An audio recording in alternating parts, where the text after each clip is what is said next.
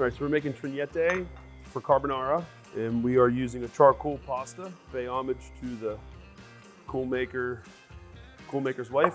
Carbonara is originated. The name comes from. Trignette is it's just a square pasta. You could do it either way. You can use the pasta machine that we use, or you can just cut it with a knife. I like the little squares. It should be evenly squared. The shape should be even all around. Carbonara can be made with spaghetti as well, but we like to do something that it's easy without tools, so you can make it home. Anyone can do that stuff. So, and if you go overboard with the charcoal, a couple things will happen. The charcoal will suck up all of your egg, and you'll be left with black concrete. Be sure to follow the recipe pretty closely. And if it's not black enough, we could just add more. I like to make sure that my egg is totally mixed up before I start incorporating the pasta dough. We rendered a really fatty part of the pig. It's the jowl. It's cured, salt cured, some herbs. And then we render that as down as much as we can to get that crispy like bacon.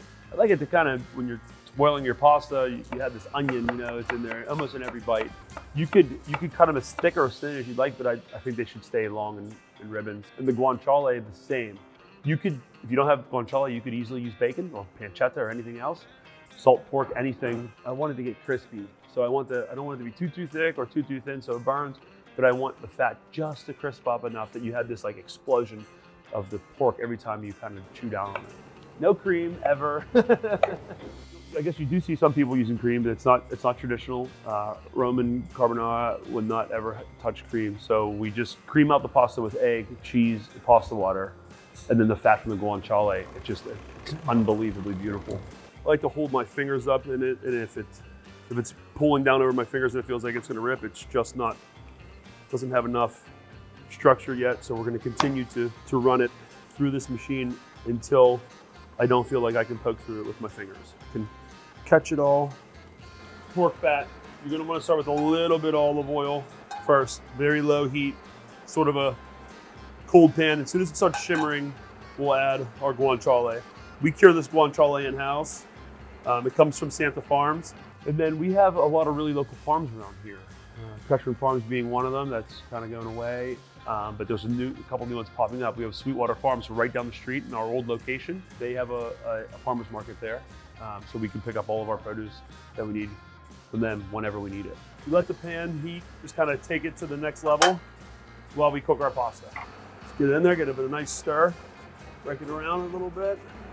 My wife and I have a chicken farm, so all the eggs come from the chicken farm.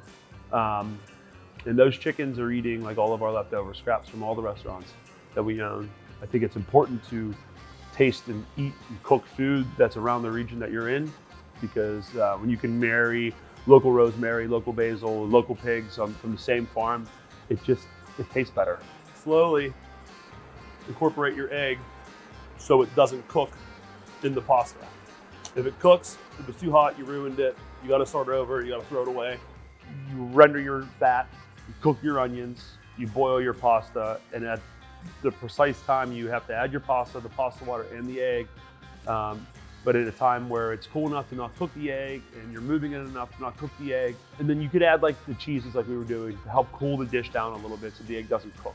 You toss it right and you do all of those steps the right way, you will end up with a semi-cooked egg sauce that is just perfect. It's velvety, it's creamy. So you have the fat, you have the pasta water, you have the egg and the cheese, and that all emulsifies into a beautiful sauce. At Della Terra, we do a raw egg as a garnish. Some people are a little afraid of that, but the pasta itself is warm. It's hot enough to cook that egg inside the pasta. It also adds a little bit of richness and a little bit of saltiness and a little bit of earthiness.